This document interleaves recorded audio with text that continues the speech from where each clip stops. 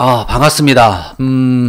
저희가 1월 달에 이제 영농교육 때도 여러분들을 직접 뵙지를 못하고 이렇게 온라인 강의를 해서 아쉬움도 많고, 그 다음에 농가들이 질문하는 것들도 들어서 또 답을 해드리기도 쉽고, 그 다음에 또 새해도 돼서 또 인사도 하고 이렇게 해야 되는데 그러지 못하고, 올해 또 이제 농업인 대학을 시작을 하면서, 농업인 대학에 우리가 시작을 할 때는, 직접적으로 인사도 하고 뵙고 이렇게 했으면 좋겠다라고 했는데, 최근에 코로나가 또 많이 확진자가 늘어나면서, 부득이하게 이때 온라인 교육을 하게 됐습니다. 지금 공식적인 거는 저희가 이제 다음 주 목요일 날 이제 저희 농업인 대학은 올해 이제 포도학과, 그다음에 토양학과 이렇게 해서 두 개 과정을 운영하는데, 그때 아마 이제 입학식을 기점으로 해서 본격적으로 시작이 되고, 아마 입학식도 아마 온라인 교육으로 하지 않을까 싶습니다. 자세한 사항은 저희가 또 통보를 해드리도록 하고요. 이후에 저희 과정은 가급적이면 저희가 농업기술센터에서 직접적으로 여러분들을 대면으로 교육을 하려고 하고 있고, 좀 전에 우리 담당 선생님이 올해 일정을 설명을 해드렸는데, 올해 이제 일정에는 이제 이론 교육도 저희가 많이 하지만은 현장에서 교육하는 것들, 우리가 예를 든다 그러면은 지배련 처리라든지 알속기라든지 이런 것들을 현장에서 할 수 있는 교육은 되도록이면 현장에서 하도록 하고, 또 저희가 지금 가락동 시장이라든지 아니면 대전의 청과시장도 저희가 직접 가서 영동 포도가 좋기도 하고 다른 지역의 포도도 좋기도 하고, 내 포도가 좋다고 하는데 과연 나보다 좋은 포도는 어떤 포도가 있고, 나보다 그다음 가격이 안 나오는 포도는 어떤 건지를 직접 한번 여러분들이 보고 이렇게 하는 것들이 또 필요할 것 같아서 저희가 일정을 넣습니다.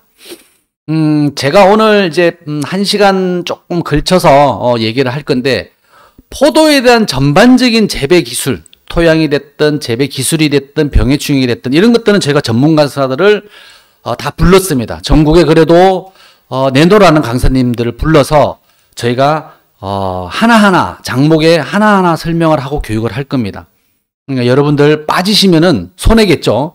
그러니까 빠지시지 말고 여러분들 참석을 잘 해주시고, 오늘은 제가 포도에 대한 재배 기술이라고 되어 있지만은 전반적으로 어떤 포도를 만들어야 될 것인지를 한 2가지 정도 아니면 3가지 정도만 말씀드리려고 하고 있습니다.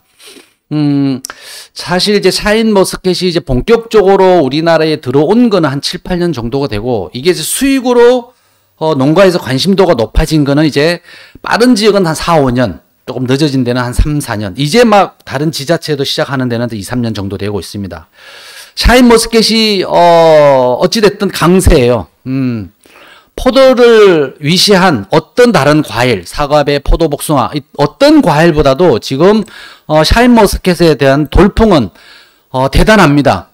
그러니까 여러분들도 신청을 하셨고, 그러면은 여러분들 관심은 이 돌풍이 올해도 이어질 거고 내년, 내후년 계속 갈 거냐? 저는 이 돌풍이 이어지긴 하겠는데 저는 한정적으로 보고 있습니다.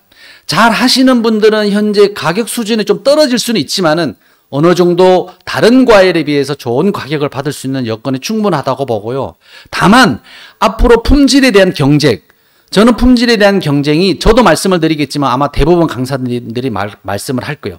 맛있는 포도, 채소 샤인머스켓이면은 17브릭스 이상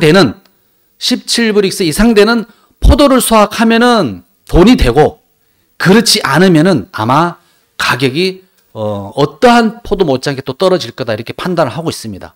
여기서 얘기하는 우리가 17브릭스 이상의 송이는 600에서 700g, 물론 800g, 900g 해서 당도를 높이시는 분들은 최고의 가격을 받을 수가 있겠죠. 그렇지만 그런 것들을 충분히 고려하신다 그러면은 계속적으로 그런 가격을 유지하시는 분이 있는 반면에, 그런 것들을 하지 못하면은 가격은 언제든지 추락할 수 있다. 이런 것들을 말씀을 드리고 시작하도록 하겠습니다. 지난해 이제 주요 과수, 사과배, 포도, 복숭아, 감귤은 좀 제외하더라고요. 하더라도 사과배, 포도, 복숭아에서 면적과 그 다음에 생산된 것들을 잠깐 좀 언급하고 넘어가도록 하겠습니다. 이제 면적하고 이게 생산량이 있는데요. 이제 포도를 예를 들어서 말씀을 드릴게요. 이제 앞부분에 있는 0.8%라는 게 있고 2.0%라는 게 있습니다. 생산량에. 그래서 0.8%는 전년도 그러니까 2020년도의 생산 대비 2021년도에 면적이 어떻게 되느냐. 그래서 면적은 전년도에 비해서 조금 0.8% 늘었다라고 이게 농촌경제연구원에서 자료가 나와 있지만은 실질적으로 저희가 현장에 가면은 훨씬 더 많이 늘었다. 훨씬 더. 그 다음에 이제 평년 기준으로 했을 때, 평년이라고 하면은, 올해를 제외한, 최근에 5년 기준, 평균을 따진 겁니다. 그러니까 2021년, 20년, 19년, 18년, 17년. 그래서 평년으로 따져도 전체적으로 면적이 늘었다. 중요한 것은, 이제 지난해부터 그동안 이제 캠벨이 어떤 FTA 기금을 받아서 어떤 폐원이 끝난 농가들이 이제 본격적으로 빠른 농가들이 이제 지난해 이제 올해부터 본격적으로 심는 농가들이 있는데 이 농가들이 급격하게 늘어나는 시점이다. 뭐 올해부터 시작하면은 면적이 상당히 늘어날 것으로 전망이 되고 있죠. 문제는 저희 지역뿐만 아니라 그래서 샤인이라고 하는 것이 예전에는 과종이 특화된 지역, 그러니까 면적이 좀 늘어난 지역에 품종이 많이 갱신이 됐습니다. 예를 든다 그러면 포도 같은 경우는 영동을 기점으로 해서 가까운 김천, 상주, 뭐 이런 쪽에서 이렇게 포도 갱신에 대한 품종 갱신이 이루어졌지만은 이 샤인 머스켓은 이제 주산 지역을 떠나서 다른 지역, 경상도에서도 경상남도, 북도, 전라도, 경기도까지, 심지어는 강원도에까지 샤인에 대한 재배 면적이 늘어나고 있다. 그래서 우리가 많이 우려를 하고 있죠.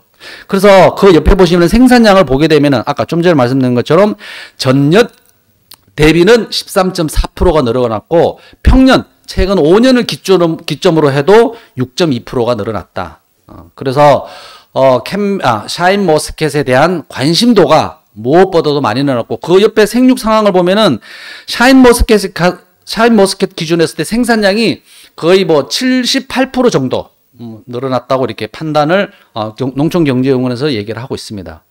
자, 그러면은 농촌진흥청에서 몇 년 전에 우리 소비자들 그래도 장을 보시는 분들이 우리 보통 이제 아저씨들보다는 아줌마들이 주로 이제 장을 보게 되는데 장에 갔을 때 마트에 갔을 때 과일을 살 때에 뭘 보고 사느냐 이렇게 물어봤습니다. 1위가 뭐다?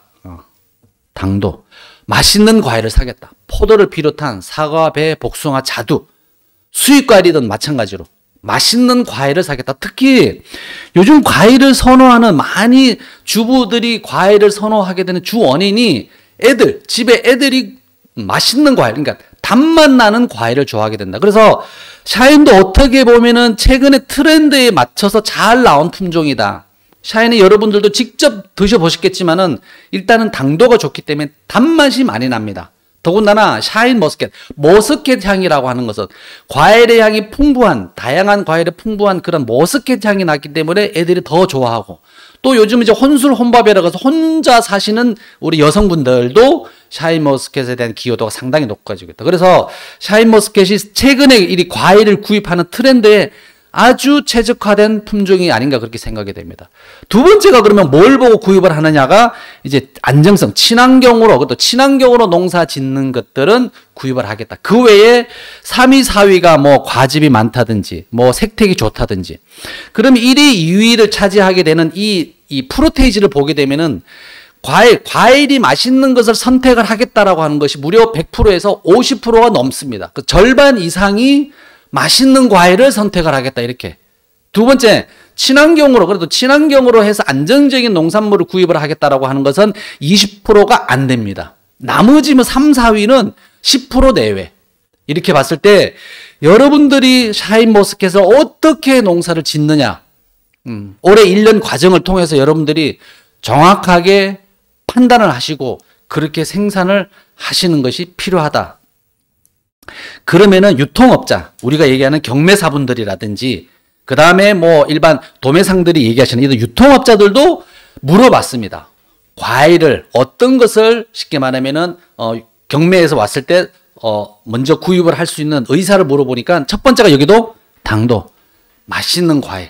근데 이분들이 이제 유통을 해야 되기 때문에 이제 두 번째가 이제 경도라든지 세 번째 모양이라든지 색택 이렇게 판단을 하고 있습니다. 자, 과일을 사 먹는 소비자들, 그나마 과일을 유통을 시키는 유통업체 사장님들도 과일이라고 하는 것은 우리가 정말로 맛있는 과일. 여기는 이제 샤인 머스켓을 얘기하실 수밖에 없겠지만은 알이 크든 작든 송이가 크든 작든 간에 우리가 17브릭스 이상 되는 포도를 생산하지 않으면 어렵다. 지난해 같은 경우 이제 경매상, 저희가 이제 수시로 이제 경매상, 서울 가락동 시장을 기준으로 하기 전 경매상에 저희가 들어가 보면은요, 지난해 여전히 2kg 기준으로 해서 25,000원, 27,000원, 28,000원을 받는 분들이 있습니다. 다만, 우리가 지난해 경매상에서 5,000원짜리가 나왔어요. 2kg에. 7,000원짜리가 나왔습니다. 이 말은, 물론 좋은 포도는 서두에서 말씀드린 것처럼 25,000원, 30,000원을 받는 농가들이 있는 반면에 7,000원, 8,000원짜리가 있고 5,000원짜리가 있을 수가 있다. 예전에 아마 이분들 오늘 교육하시는 분들은 아마 다른 과실을 농사 짓다가 포도로 오신 분들도 있고 아마 예전에 캠벨 농사 짓는 분들도 아마 있을 겁니다. 예전에 캠벨이 보통 5kg 기준 했을 때 그때 그래도 괜찮다고 하는 것들이 보통 15,000원, 5kg에 15,000원, 16,000원이었습니다. 그때 어떤 지역이라든지 농가 품종에 있어서는 캠벨 기준 했을 때 4,000원짜리가 있었고 3,000원짜리가 있고 평균 7,000원, 8,000원이었습니다. 우리가 이런 것들을 감가하지 않을 수가 없어요. 그래서 저희가 올해 한 2군데 갈 수 있을지는 모르겠지만 되도록 갈 수 있게끔 저희가 서울이라든지 대전이라든지 샤인도 마찬가지고 그때 되면 다른 캠벨도 볼 수 있겠지만은 정말로 좋은 품질의 정말 2만원, 3만원 받는 포도가 어떤 포도고 5,000원짜리, 6,000원짜리가 나올 수 있을지 모르겠지만 그런 포도가 어떤 건지를 여러분들이 직접 경험을 해 보실 수 있게끔 저희가 준비하도록 하겠습니다. 제가 이제 2개의 사진을 올려놨는데요. 이제 위쪽에 사진이 있고 이제 아래쪽에 사진이 있겠죠. 같은 샤인입니다. 여러분들이 지금 이제 아마 이게 여기서 직접적으로 큰 모니터라든지 큰 PPT 자료로 보게 되면 좀 더 선명하게 나올 수 있는데 아마 여러분들이 이제 휴대폰으로 보게 되면 아마 사진에 대한 구별이 좀 잘 안 갈 수가 있습니다. 일단은 먼저 말씀을 드리면은 위에 색깔이 잘 나고 좀 알 크기가 좀 큰 것들이 평균 이제 이게 25,000원에서 3만원 나온 2kg 기준으로 했을 때의 포도입니다. 아래쪽은 평균 10,000원 왔다 갔다. 송이가 보면 아래 것이 훨씬 크죠. 색깔로 비교하면 아까 말씀드린 핸드폰에서 다 구분이 안 갈 것 같은데 위쪽에 있는 것은 우리가 연녹색, 연녹색을 띠게 되고 아래쪽에는 진녹색. 송이가 큰 것이 중요한 것이 아니고 아래 크기를 좋게 해서 600g 내지 700g을 만들어서 우리가 가격을 25,000원, 3만원, 물론 2만원이 나올 수도 있고 15,000원이 나올 수도 있습니다. 그렇게 받는 것이 중요할 거냐? 아니면은 만원대, 아니면 7, 8,000원, 아니면 12,000원이 될 수도 있겠지만 좀 가격이 떨어진 가격을 받을 거냐? 이것을 여러분들이 이제 선택을 할 수 있는 선택의 기로에 섰는 것이 무엇보다 중요하다. 자, 또 다른 사진을 보여드리도록 하겠습니다. 예전에 저희가 포도대학 했을 때도 이거 5년 전으로 좀 거슬러 올라갈 수 있겠네요. 가락동 서울시장에 갔을 때의 캠벨 얼리. 그래서 위쪽에 게 18,000원에서 2만원. 어디 포도냐? 대부도 포도.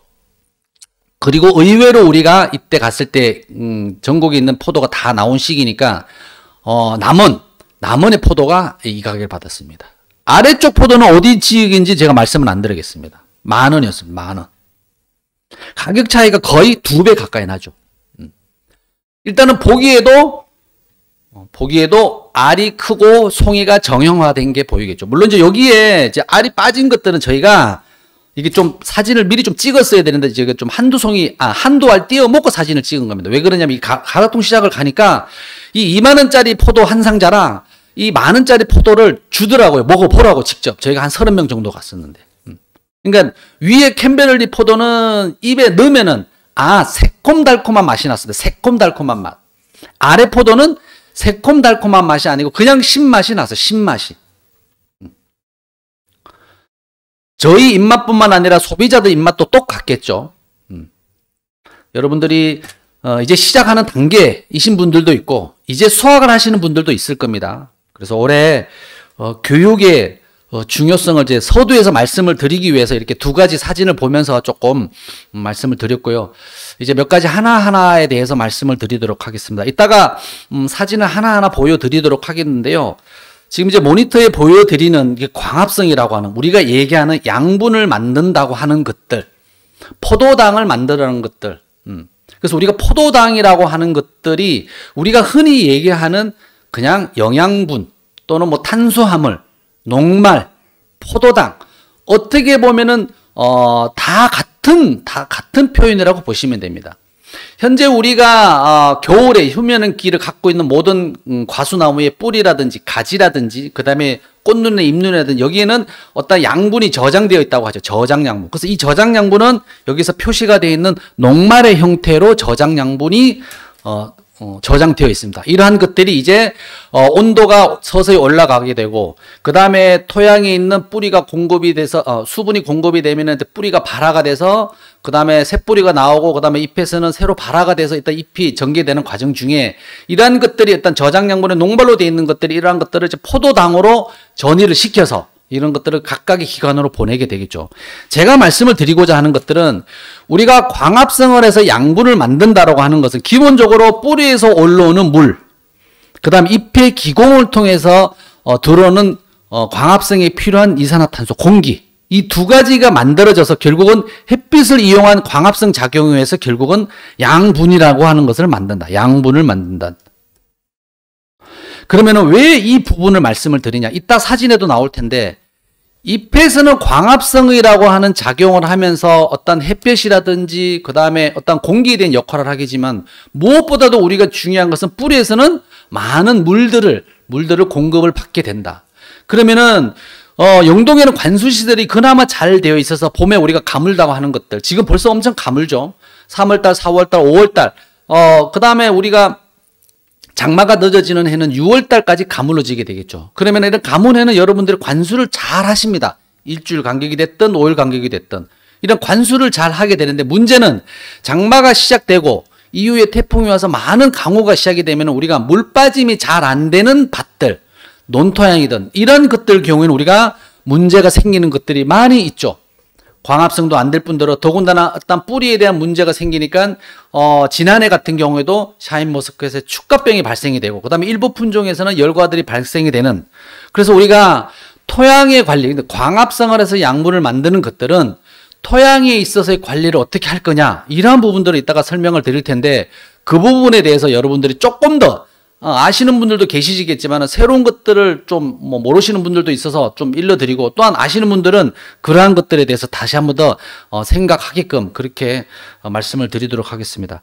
좀 전에 지금 이제 조금 가물다고 말씀을 드렸는데 농가들이 저희가 이제 문자를 보내서 최근에 엄청 지금 가뭄 상태이기 때문에 이제 되도록이면은 과수 포장이 됐든 그 다음에 우리가 밭작물이 됐든 이런 곳에 이제 관수를 하게끔 이렇게 문자를 넣고 있습니다.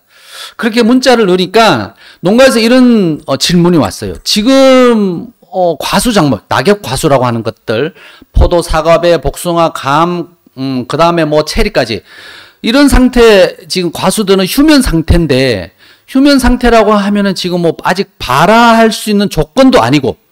뿌리도 지금 직건만 나와 있지 지금 새뿌리 우리가 새근이라고 하는 것들도 없고 어떠한 작용을 하지 않는데 왜 관수를 하느냐라고 질문이 왔습니다. 네.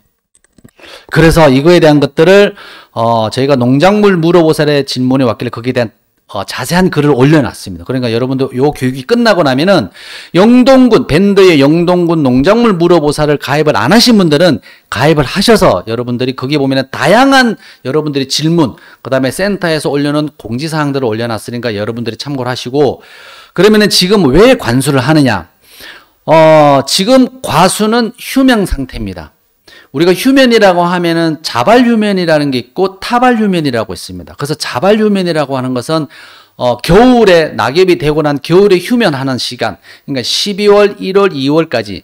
그래서 어떤 스스로가 잠을 자서 그러니까 저온 요구도가 충족이 돼야 된다는 얘기는 이 낙엽과수는 저온에 그러니까 7.5도씨 이하가 몇 시간이 경과를 해야만 뭐 500시간에서 600시간 적게는 뭐 300시간이 경과를 해야 얘네들이 충분히 휴면을 해야 이듬해에 어떤 발화를 한다든지 뿌리 발육이라든지 이런 것들을 할 수 있는 여건을 만들어지는 조건이거든요. 그래서 이런 자발 휴면은 끝났지만은 3월이 지금 시작이 되면서 현재는 같은 휴면인데 타발 휴면이라고 들어가 있습니다. 그래서 타발 휴면은 잠은 지금 자고 있지만 어떤 외부 조건, 여기서 외부 조건이라고 하는 것은 온도가 평균 한 10도씨 이상이 되는 외기 온도가 10도씨 이상이 되는 어떤 온도 조건이 이제 맞춰지게 되면은 스스로 잠을 깨서 뿌리가 발육이 되고 그 다음에 발화할 수 있는 조건이 된다. 근데 문제는 이러한 휴면 조건 상태에서는 어떠한 기관에 대한 어떤 움직임은 없지만은 토양이 습도가 있는 상태랑 없는 상태에서 차이가 많이 납니다. 일단은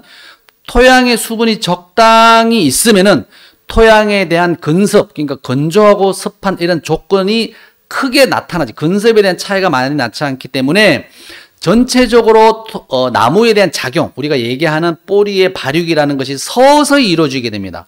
그러면 왜 이게 서서히 이루어지지 않고 빨리 움직이면 좋지 않느냐?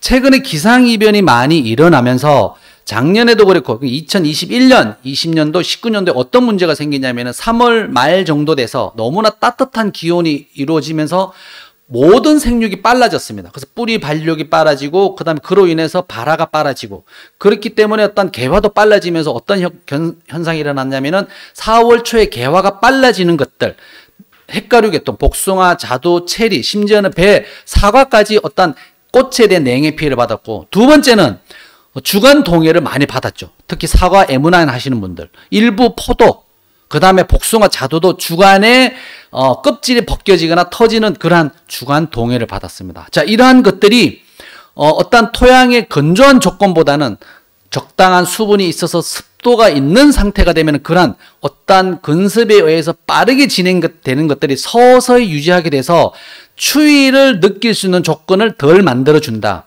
그래서 여러분들이 주간에 수성 페인트를 바르게 되죠. 수성 페인트 바르는 역할이랑 똑같습니다. 수성 페인트 자체가 우리가 주간의 온도를, 그러니까 집으로 쏴주는 것처럼 따뜻하게 해주는 역할이 아니라 특히 동남부 쪽에 햇볕을 빨리 보는 쪽에 어떤 온도를 보는 시점을 서서히 해서 거기에 어떤 생육할 수 있는 조건을 어떤 빠르게 진행되지 않고 서서히 유지를 해서 어떤 추위, 갑자기 추위가 이루어졌을 때 동해 피해를 줄일 수 있는 여건을 만들어주는 효과가 같다. 그래서 좀 결론적으로 말씀을 드리면 우리가 토양에 지금 관수를 하는 것들은 어떤 작물의 생육 조건을 만들어줘서 뿌리를 나오게끔 하고 발화를 시키려고 하는 것이 아니고 이후에 온도가 따뜻하게 지게 되면은 어떤 발화될 수 있는 조건을 한데 어떤 그러한 조건들은 너무 빠르게 진행되지 않고 서서히 이루어져서 갑자기 추워지는 어떤 온도 시점이 되면은 그러한 뿌리 발육, 그 다음에 주간 피해, 그 다음에 동해 이런 것들을 줄이기 위한 방법이다. 이렇게 판단하시면은 될 것 같습니다.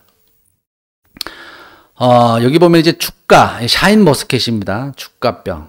그 다음에 좌측에 보여지는 것은 캔베럴리의 열과, 우측에는 아마 여러분들이 이름은 들어보셨을 겁니다. 블랙 사파이어 이런 열과 피해를 나타냈는데 일단은 축가병의 원인은 이렇습니다. 일단은 수분과 관계 있고 온도와 관계가 있습니다. 그래서 대부분의 축가가 이루어지는 것들은 이제 6월 달부터 시작해서 낮에 온도가 한 28도 이상 급격하게 올라가는 시점. 그 다음에 토양의 수분이 많이 머금을 때.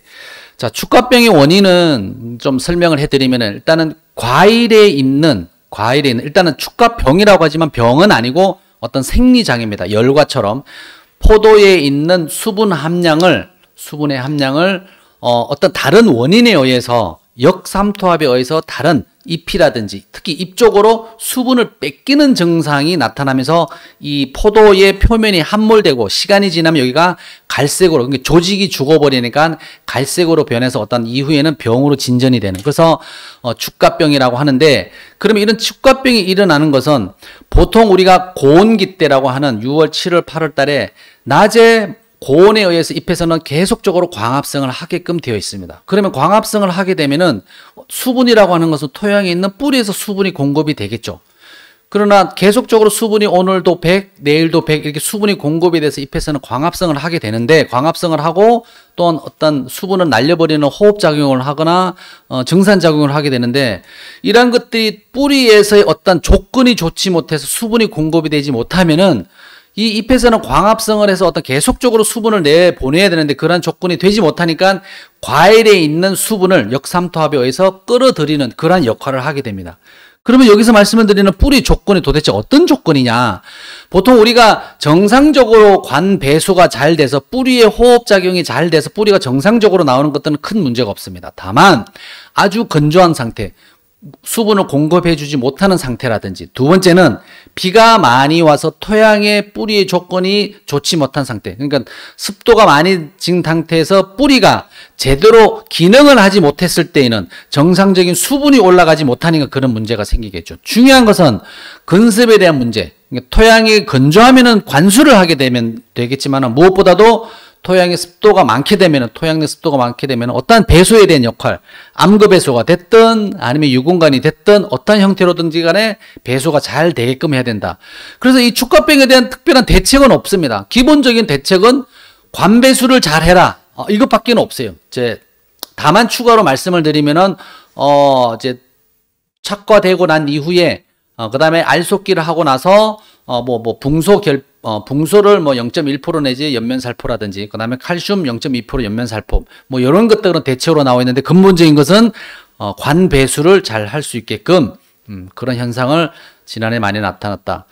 두 번째는 이제 열과 피해인데요. 이제 열과라고 하는 것들은, 얘도, 어떤 고온기에 대한 온도의 영향보다는 얘네들은, 어떤, 습도에 대한 조건, 습도에 대한 접근에 의해서 열과가 일어난다. 그래서 우리가 보통 열과가 일어나는 것은 토양의 습도가 많아서, 그래서 비가 많이 와서 토양에 있는 습도가 높아짐으로 인해서, 그로 인해서 우리가 뿌리가 많은 수분을 공급을 받게 되면, 그 다음에 이러한 것들이 어찌됐든 우리가 과일의 공급이 돼서 어떤 열과가 터지는 경우도 있고, 두 번째는 우리가 공중습도라고 하죠. 그러면 이 열과라고 하는 것이 하우스 내에는 노지보다는 덜 하긴 하겠지만은 하우스 내에도 발생이 된다. 왜냐? 우리가 이제 공중습도라고 해서 비가 많이 오는 장마라든지 태풍이 오는 시기라든지 이런 경우는 이런 공중습도가 많게 되면 이런 공중습도에서 열과도 발생이 된다. 그래서 열과에 대한 피해는 아마 여러분들이 잘 아실 거라고 생각이 들고, 최근에는 이 블랙 사파이어에 있어서도 품종 자체가 좀 열과에 약하다는 품종의 특성도 있습니다. 그래서 열과의 특징이 그렇겠지만 하나의 열과가 발생이 되면은 같이 붙어 있는 과일 쪽으로 전체적으로 열과 피해가 많이 발생이 된다. 그래서 이후에 열과가 발생이 되면서 그 열과된 부분에 곰팡이균이 들어가게 돼서 일단 이후에 탄저라든지 썩는 병이 같이 발생이 되는 그러한 것들이 발생이 된다. 그렇게 판단을 하시면 될 것 같습니다. 이제 다음에 몇 가지 슬라이드는, 좌측과 우측 비교를 해서 제가 이제 사진을 표시를 할 텐데요. 제가 지금 보면 이제 축가병, 열과, 그 다음에 이제 광합성에 대한 부분을 말씀을 드렸고, 또 우리가 당도를 올리는 방법들 중에 오늘 잎에 대한 기능에 대해서 아까 광합성 설명을 하면서 뿌리에 대한 수분의 조건, 수분이 부족한 것보다도 많아서 문제가 된다. 그랬을 때에 우리가 뿌리 조건을 잘 하기 위해서는 여러분들이 바닥에 부직포를 까시는 분들도 있고 비늘 까는 조건도 있을 수 있겠죠. 그래서 좌측에 보면은 이 농가는 수확하고 난 이후에는 반드시 이렇게 비닐이 됐든 부직포가 됐든 이렇게 표면에 있는 이런 부직포나 비닐을 우리가 나무 밑쪽으로 이렇게 모아서 이렇게 묶어주는 작업을 하시게 되고, 우측에 있는 농가는 이제 겨우내, 물론 이분이 이제 봄에는 걷었다가 다시 까는지 몰라도 비닐을 계속 이렇게 깔아두는 역할을 하게 되겠죠. 우리가 뿌리라고 하는 것들도 우리 잎과 마찬가지로 언제든지 우리가 호흡작용을 하게 된다. 호흡작용이라고 하는 것은 계속적으로 우리가 산소를 이용해서 우리가 사람이랑 얘기하는 것처럼 이렇게 숨을 쉬는 역할을 하게 되겠죠. 그렇지만 우리가 비닐을 듣게 되면 그러한 호흡작용이 제대로 일어나지 않겠죠. 그러면은 결국은 뿌리는 새로 자꾸 호흡작용을 위해서 산소가 필요로 하는 곳으로 자꾸 이동할 수밖에 없습니다. 그러한 것들이 우리가 표면으로 올 수밖에 없죠. 그래서 비닐을 많이 깔아놓은 농가의 포장을 가보시면 여러분들이 뿌리가 많이 위로 올라와 있습니다. 뿌리가 많이 위로 올라와 있다는 얘기는 결국은 건조라든지 습해 이런 것들에 대한 조건들이 훨씬 더 취약하겠죠. 그래서 뿌리의 조건을 좋게 해주는 역할 중에 또 하나가 우리가 비닐을 덮고 있는 것들을 계속적으로 우리가 깔아 놓느냐, 불편하지만은 우리가 농사 작업이 끝나면 그래도 한번 모아두느냐, 이런 것들은 고민해 볼 필요가 있다라고 생각이 들고요. 두 번째는 이제 이 농가 같은 경우에도 우리가 이제 바닥을 보면 이제 비닐 깔려져 있는 것들을 깔아놨다가 겨우내 다시 모아두거나 이렇게 하게 되고, 또 이분 같은 경우는 이제 캠베럴리 같긴 하겠지만은 전체적으로 많이 잎이 무성하다고 되어 있지만은 바닥을 보시게 되면 전체적으로 햇볕 투과량이 좋게끔 되어 있죠. 그래서 햇볕이란 부분이 우리가 광합성의 기본 조건은 햇볕이라고 말씀을 드렸지만 햇볕이라고 하는 것이 우리가 무엇보다도 신경을 써야 되는데 캠벨과 다르게 우리가 샤인머스켓 경우에는 전반적으로 보면은 좀 잎이 넓게 전개가 되고 또 많이 우거지는 역할이 있기 때문에 햇빛에 대한 조건은 여러분들이 뭐 가지를 정리를 한다든지 전체적으로 뭐 잎의 크기를 좀 적게 할 수 있는 부분은 뭐 쉽진 않겠지만은 그런 것들. 그래서 우리가 햇볕을 투과량을 좋게 하는 것이 필요하다. 최근에 이 사진은 사실 좀 보기가 쉽진 않습니다. 이제 캠베럴리 좌측과 우측 비교를 하기 위해서 포인한데 이 부분은 캠베럴리 같은 캠베럴리 농사 짓는데 좌측에 있는 것은 박피 없이 캠베럴리 포도를 제대로 익혀서 나가는 그런 밭의 사진을 찍은 거고요. 우측에는 이제 해마다 이제 박피를 해서 포도를 수확한 농가입니다.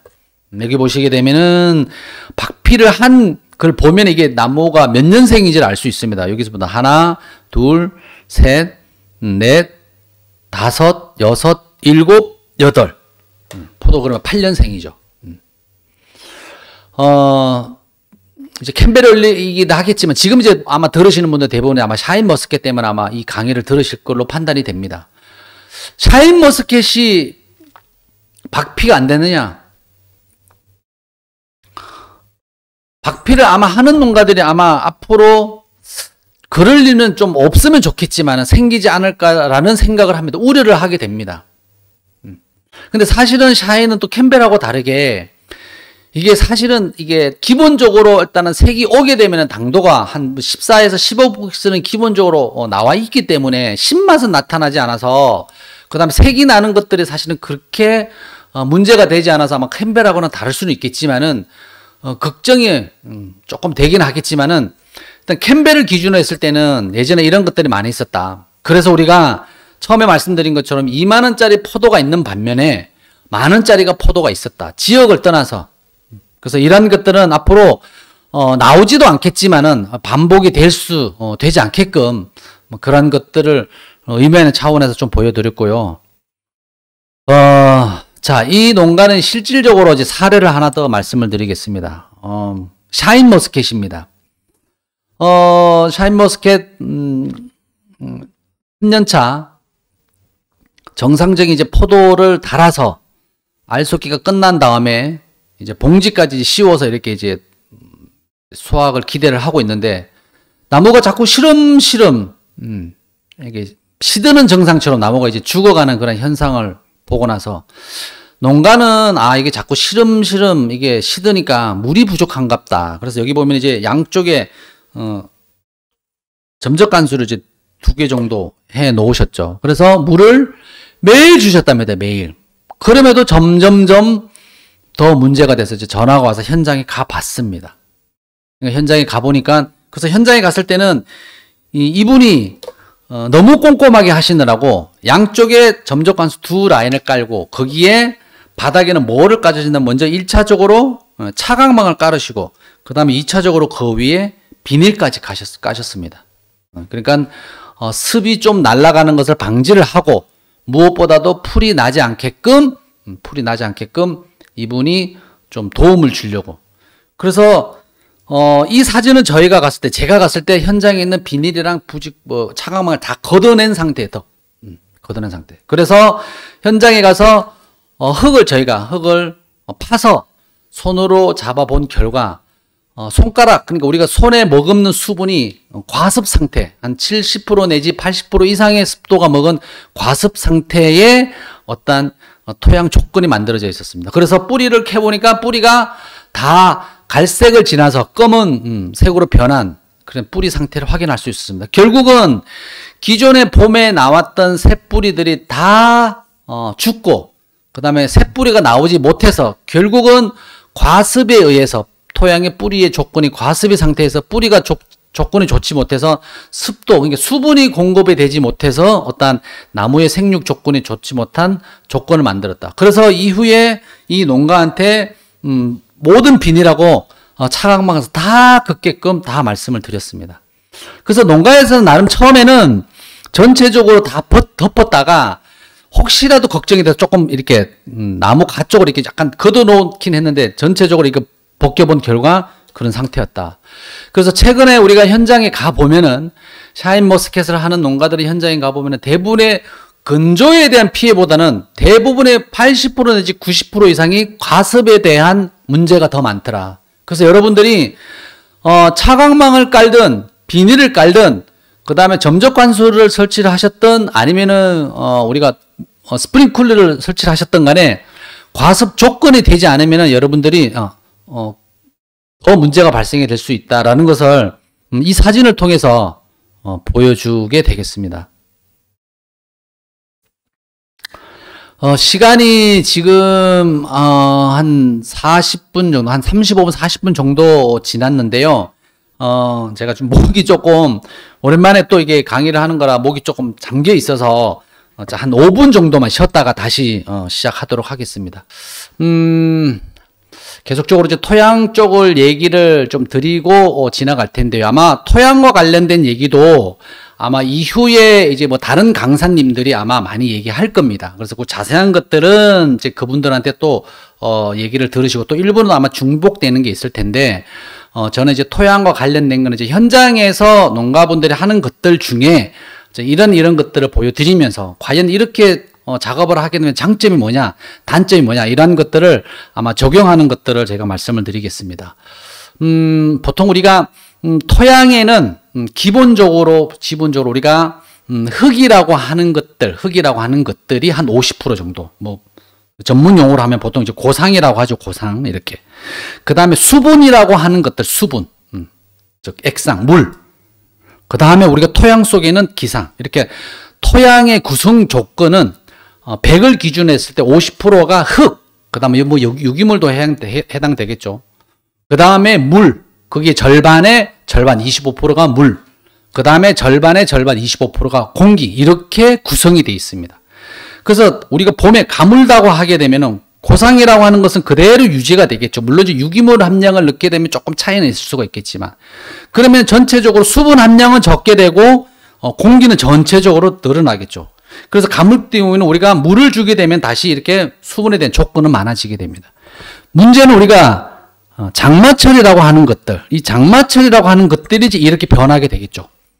토양이라고 하는 것은 그대로 유지가 되는 반면에 전체적으로 물에 대한 조건은 많아진다. 다만 공기에 대한 조건은 적게 되겠죠. 그럼 문제는 공기에 대한 조건을 우리가 넣어줄 수 있는 상황이 없다라는 것입니다. 그러면 토양의 뿌리에서 공기가 부족하면 어떤 문제가 생기느냐. 우리가 보통 포도를 하든 사과를 하든 이런 낙엽 과수유 같은 경우 우리가 비가 오고 난 이후에 뿌리가 물에 잠겨서 보통 우리가 새뿌리라고 하는 것들이 보통 생명 유지를 한다는 것이에요. 백색 뿌리가 보통 평균 과정에다 다를 수는 있지만 보통 7일에서 많게는 15일 정도, 한 보름 정도 흰색 뿌리를 유지하게 된다. 흰색 뿌리라는 것이 우리가 얘기하는 무기염류라든지 수분이라든 것이 이러한 것들을 흡수하는 조건이 되겠지. 이후에 갈색으로 변하게 되고 그 다음에 이후에 그런 것들이 점점점 흡수할 수 있는 조건이 떨어진다. 그러나 우리가 새뿌리라고 하는 세근이라고 하는 것이 물에 잠기게 되면 짧게는 이틀 48시간, 길게는 72시간이 되게 되면은 이 뿌리들이 전체적으로 어떤 뿌리가 활동을 할 수 있는 조건이 없어지게 된다. 그래서 우리가 장마 기간 중에 우리가 나무가 죽거나 아니면 시들시들하는 것들을 뿌리를 뽑아보게 되면 그러한 것들이 거의 검은색으로 변해 있겠죠. 그래서 이런 기상이라고 하는 것은 그래서 토양 내에 공기를 넣어줄 수 있는 조건은 인위적으로 할 수 있는 조건이 아니고 자연적으로 우리가 표면을 통해서 자연적으로 공기가 들어간다든지 아니면은 우리가 관수를 하거나 아니면 적당한 비가 왔을 때 어떤 물의 흐름에 따라서 공기가 주입되는 것 외에는 없다. 그래서 우리가 건조한 것보다는 배수가 잘 안 되는 토양들, 지력이 많은 토양이라든지 아니면은 논토양이라든지 이런 것들이 작물, 포도를 떠나서 모든 작물에 더 문제가 많이 생긴다.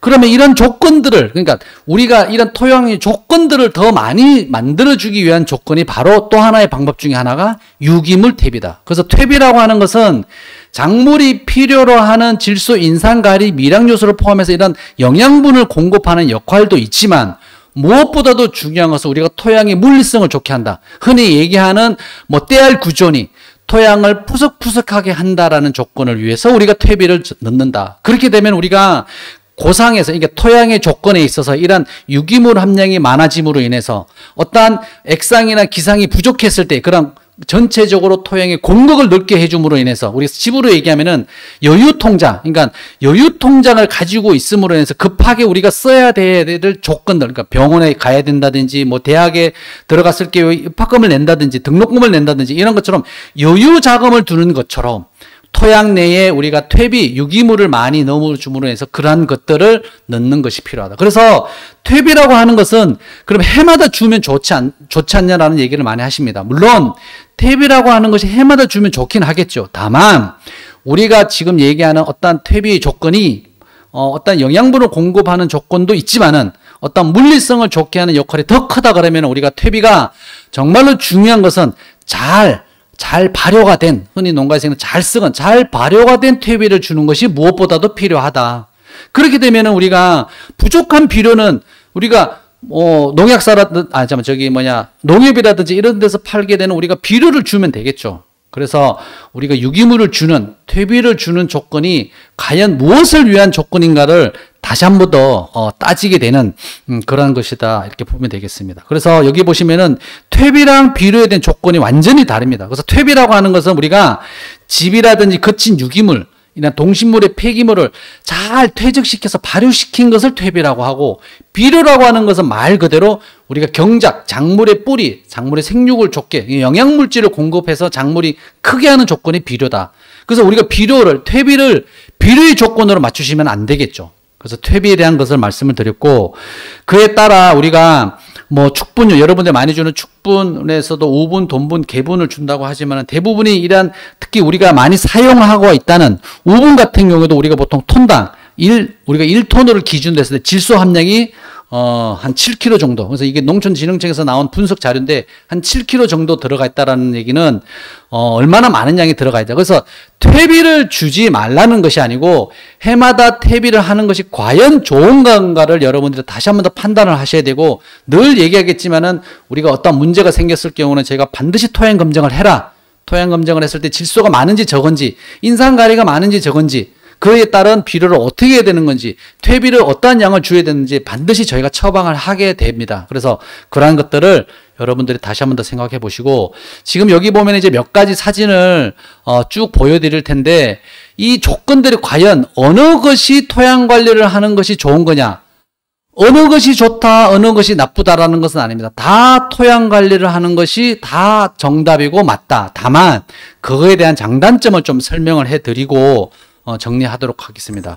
참고로 이제 이 PPT 자료는 저희가 이제 좀 전에 말씀드린 것처럼 교육 영상은, 올해 저희가 촬영되는 교육 영상은 제가 유튜브에 이제 올리기로 말씀을 드렸고, 또한 이 교재는 저희가 지금 이제 다른 강사분들도 제가 교재를 저희가 다 취합을 했습니다. 그래서 저희가 이후에 이제 본 강의가 시작되면 저희가 교재로 만들어서 나눠 드릴 겁니다.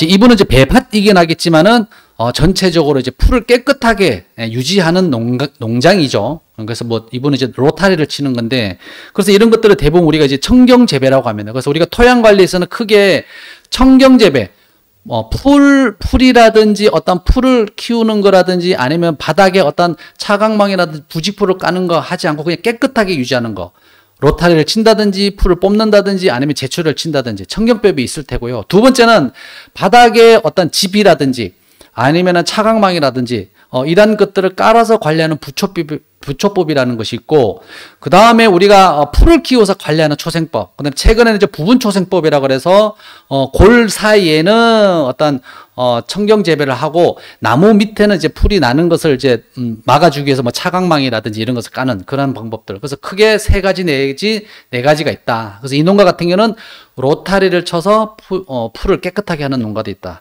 그래서 이분 같은 경우는 이제 이렇게 풀이 있는 것과 없는 것과 차이는, 물론 여기 일부 이제 나무 밑에 풀이 있긴 하겠지만은 풀이 있는 것과 없는 것에 대한 차이는, 우리가 보통 봄에 토양의 표면 온도가 보통 풀이 있는 거랑 없는 거랑은 보통 1도에서 평균 온도가 1도에서 1.2도 정도가 차이가 납니다. 그러면은 토양 온도가 높을수록 뿌리에 대한 발육이 훨씬 더 좋아지게 되겠죠.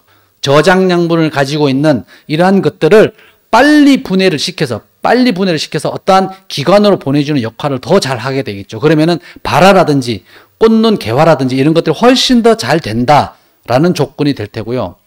두 번째, 이제 이분 같은 경우는 이제 퇴비를 아주 사랑하시는 분들이죠. 이제 배바디긴 하겠지만, 이제 과한 사진을 제가 넣긴 하겠지만, 그래서 이렇게 퇴비를 많이 넣으면 넣을수록 좋다라는, 물론 아까 좀 전에 말씀드린 것처럼 퇴비를 넣지 말라는 것이 아니고, 퇴비를 우리가 적당하게 넣어서 토양 검정을 해서 질소 인상가리 여러 가지 조건들이 많은지 적은지를 판단을 해서 거기에 퇴비를 많이 넣을 것이냐, 적게 넣을 것이냐, 매년 넣을 것이냐, 2, 3년에 걸쳐서 넣을 것이냐, 이러한 것들을 판단을 하시는 것이 좋을 것 같고, 이제 이분 같은 경우는 이제 초생 재배를 하시는 겁니다. 초생 재배.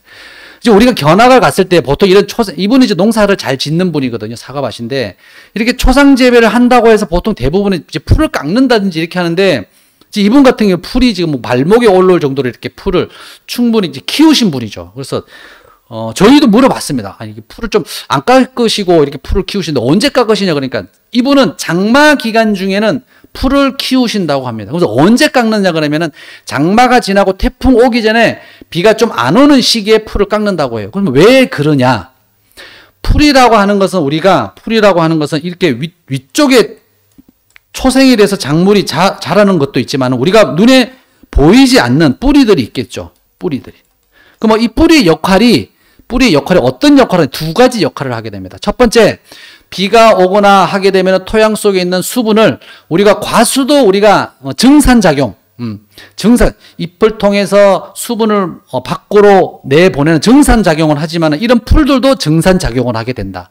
그러게 되면 우리가 토양에 있는 정산작용을 통해서 토양에 있는 수분이 증발되는 그런 역할을 하게 되겠죠. 두 번째는 토양에 아까 기상, 고상, 액상이라고 말씀을 드렸습니다. 토양 속에 있는 우리가 흙이라고 하는 것들, 수분이라고 하는 것들, 공기라고 하는 것들이 균형적으로 맞춰줘야 되는데 비가 많이 오게 되면 수분의 함량은 많아진과 동시에 공기의 함량은 부족하게 되겠죠. 그러면 뿌리에 대한 문제를 제가 말씀을 드렸습니다. 그랬을 때 우리가 풀을 키우게 되면 정산작용과 함께 두 번째는 이 뿌리를 통해서 뿌리는 결국은 우리가 토양에 있는 토양 표면에 있는 이런 공기가 유통이 될 수 있는 역할, 쉽게 말하면 숨구멍의 역할을 하게 되겠죠. 그래서 두 가지에 대한 역할을 가지고 있다. 그래서 이분은 매년 장마 기간 중에 아니면 중간에 잠깐 깎더라도 이후에 또 태풍이 오게 돼서 비가 오게 되면은 풀을 키워서 이런 두 가지 조건을 맞추게 시게 된다라는 부분을 말씀을 드렸습니다. 그래서 청경재배에 대한 장단점에 대한 부분을 말씀을 드렸고 초생재배에 대한 장단점을 말씀을 드렸습니다. 세 번째, 이분은 같은 초생재배를 하긴 하지만 이분은 이제 켄터키 블루그라스라고 그래서 서양잔디입니다. 좀 초장이 길게 자라는 것들. 그래서 이분은 승용 예치기를 이용해서 이 승용 예치기로 이게 풀을 깎아서 그 다음에 이 승용 예치기로 된 이 풀들을 나무 밑으로 어떤 작업을 통해서 이렇게 묻어두게 되면은 전체적으로 토양에 유기물 함량이 그래서 이분은 퇴비를 따로 하시지 않고 이 풀을 통해서 유기물 함량을 공급을 한다 이렇게 말씀을 하십니다. 그래서 이분 같은 경우는 이게 그때 갔을 때 한 7년생이죠. 7년생. 그래서 7년 동안 이분이 지금 유기물을 축적을 시킨 겁니다. 토양의 물리성이 상당히 좋겠죠.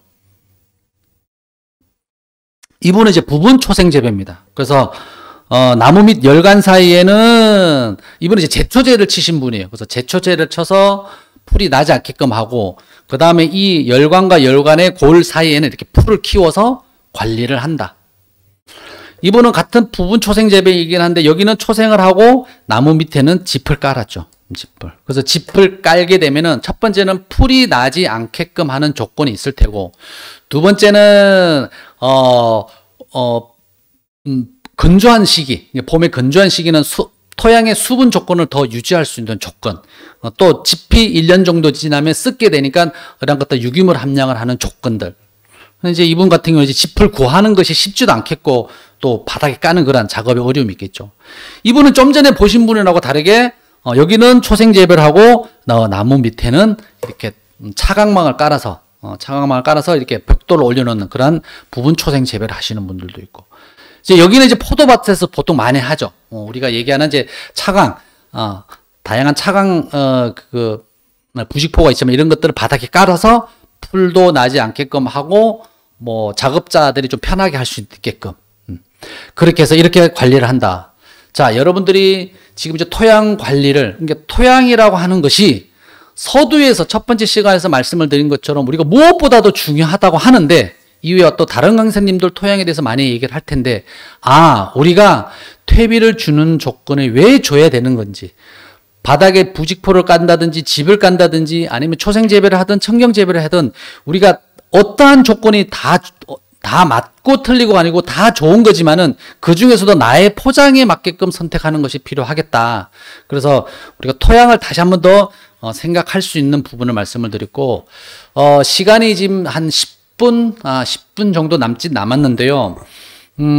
이후에 아마 병해충 관련된 얘기도 아마 다른 강사님들이 얘기할 겁니다. 그래서 오늘 제가 한 10분 정도에 걸쳐서 우리가 이제 농약이라고 하는 것은 우리가 농업에 있어서 필수 조건일 수밖에 없다.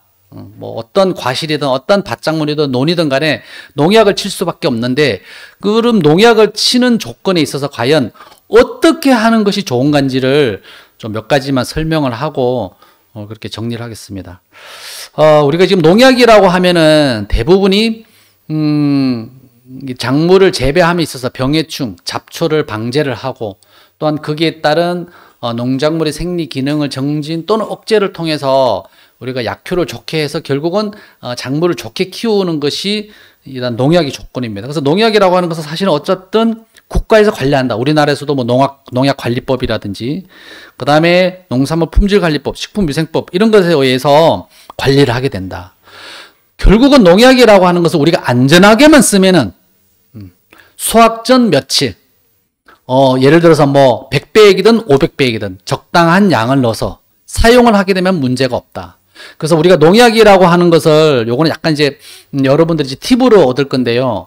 농약이라고 하는 것들이 이 소비자들 입장에서는 아주 안 좋은 조건으로 인식을 하고 있습니다. 그래서 설문조사를 했을 때도 우리가 주부들을 대상으로 한 경우가 있고, 이 암을 전문의로 하는 전문의들한테 물어본 결과, 이 주부들은 이 암 발생의 원인의 주 원인을 뭐라고 판단을 하냐고 하냐면, 첫 번째가 우리가 식품 첨가물, 우리가 먹는 음식물 중에 들어가는 첨가물들, 이런 것들을 가장 나쁘다고 생각하고, 두 번째가 농약이라고 나와 있습니다.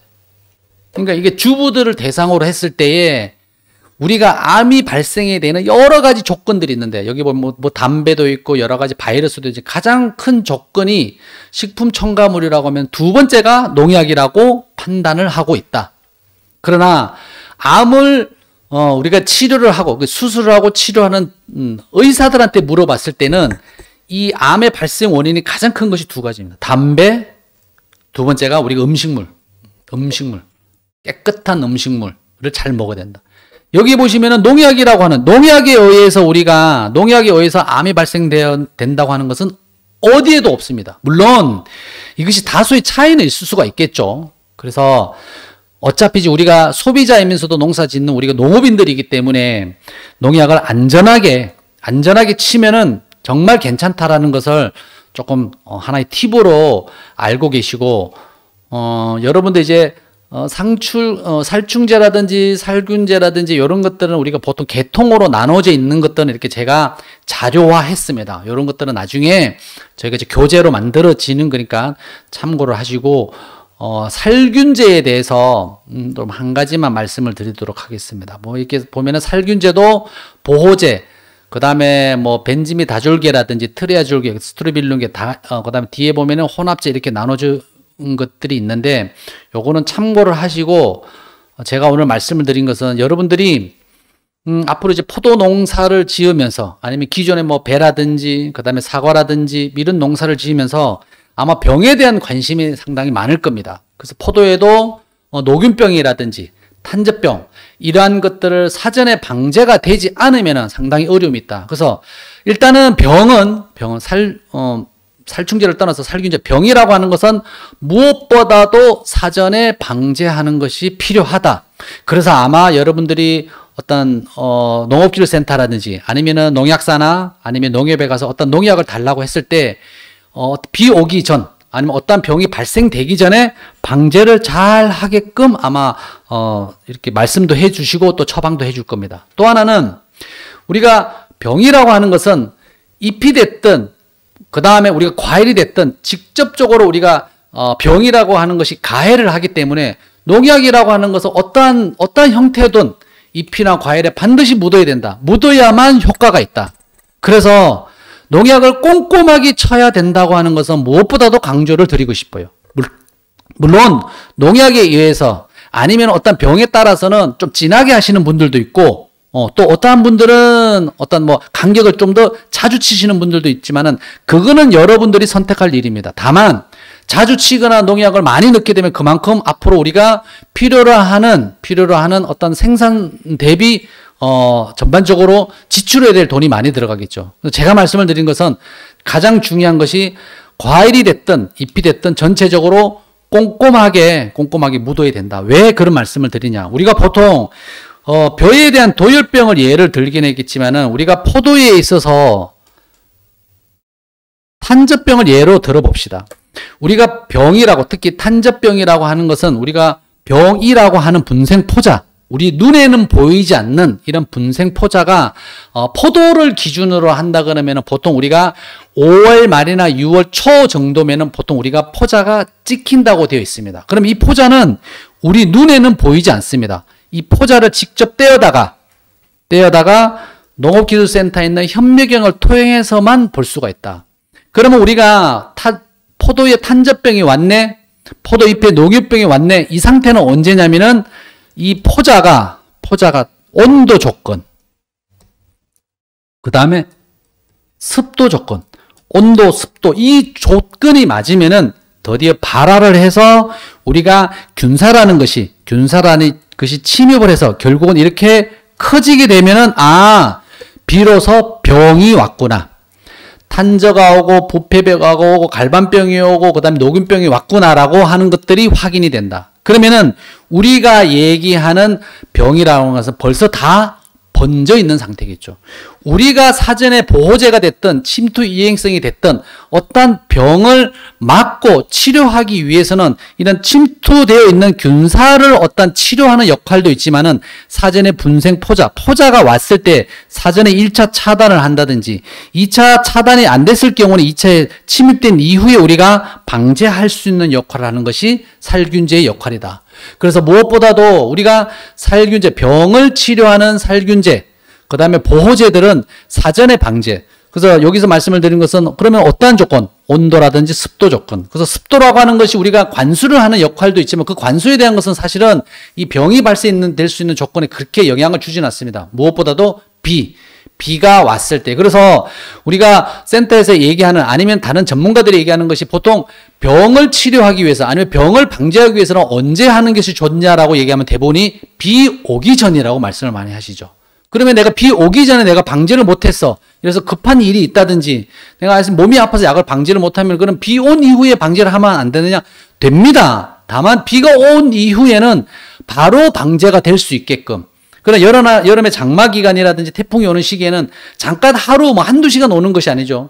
짧게는 하루 이틀, 2, 3일, 길게는 4, 5일 정도 오게 되는데 그런 기상 예보를 우리가 잘 판단을 하셔서 약을 친 지 이제 한 일주일 정도 됐는데 아직 시간은 좀 있는 것 같고 근데 기상 예보를 보니까 내일부터 비가 오기 시작해서 며칠 간격으로 온다. 그러면 우리가 조금 앞당겨서 비 오기 전에 한번 치시는 것이 필요하겠죠.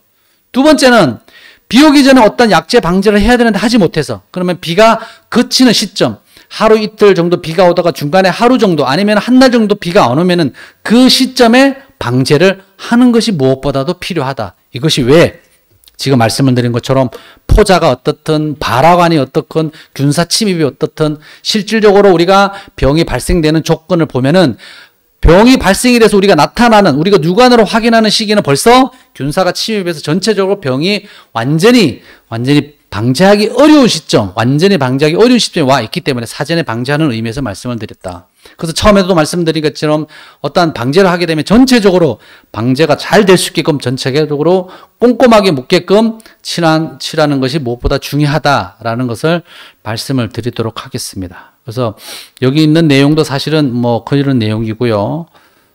이제 여기 보시면은 이제 또 하나는 우리가 보통 방제를 하고 난 다음에 보통 이제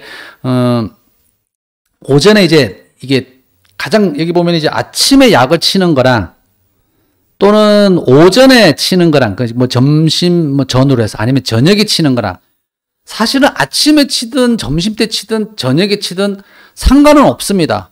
아침에 비가 오게 되면 아까 말씀드린 비가 오기 전에 치면 좋은데 아침에 비가 오게 돼서 오후에 그치면은 약친 지 한 일주일 되지 열흘 됐으면 비가 그친 다음에 뭐 점심때가 됐든 저녁때가 됐든 치셔야 되는 것이라고 제가 말씀을 드렸기 때문에 상관은 없다. 다만 약에 대한 효과를 조금 더 보시려고 그러면 오전에 하시는 것이 좋다. 왜?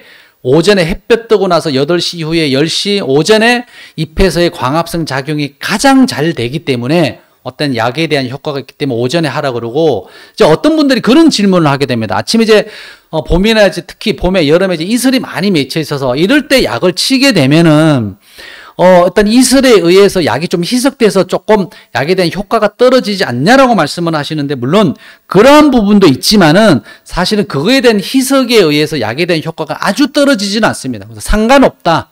다만 우리가 보통 여름에 같은 경우는 낮에 치기가 상당히 덥습니다. 현장에서 여러분들이 약을 치기에는 대부분 요즘에 SS 치긴 하겠지만 특히 약대로 치는 것들은 이 해 뜨고 나서 약 치기가 정말 어렵다. 그래서 새벽에 칠 수밖에 없는데 그런 새벽에 예를 들어서 뭐 새벽에 치지 않고 일기예보를 보니까 오후에 비가 온다 그러면 아침에 일찍 치셔야 되겠죠. 그래서 그런 조건을 감안하면 오전에 치시는 것이 가장 좋겠지만 그럼에도 어떤 비 오는 조건 나의 어떤 약을 치는 어떤 시점을 봐서는 아침이든 점심이든 저녁 때든 여러분들이 조건에 맞는 부분에서 약을 치면 된다. 이렇게 말씀을 드리도록 하겠습니다.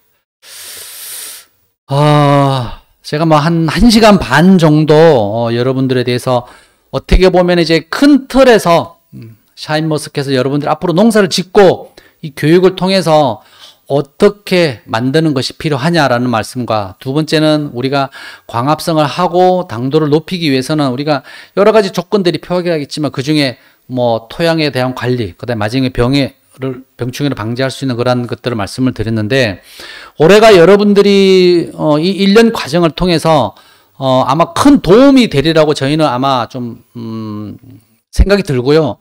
또 하나 농사 지으면서 기존에 내가 몰랐던 부분 아니면은 잘못 판단해서 좀 오류를 범하는 부분도 이런 교육을 통해서 새로 이렇게 배워가는 것도 중요한 교육의 과정이라고 봅니다. 그래서 오늘 제 인터넷으로 여러분들을 비대면 교육을 해서 아마 조금 열악한 상황이지만 아마 불편할 수 있었을 겁니다. 그렇지만 여러분들 오늘 많은 분들이 참여를 하셨더라고요. 한 두세 분 정도 들어오셔서 여러분들 교육을 받으셨는데 앞으로 이제 교육을 하게 되면 아마 자주 뵐 것 같습니다. 여러분들 이제 코로나가 많이 좀 나오고 있는데 여러분들 늘 건강 조심하시고요. 또 뵙도록 하고 여러분들 교육 자료는 제가 또 올려놓게 되면 여러분들 참고를 하시면 되겠습니다. 여러분들 건강하시고 고맙습니다.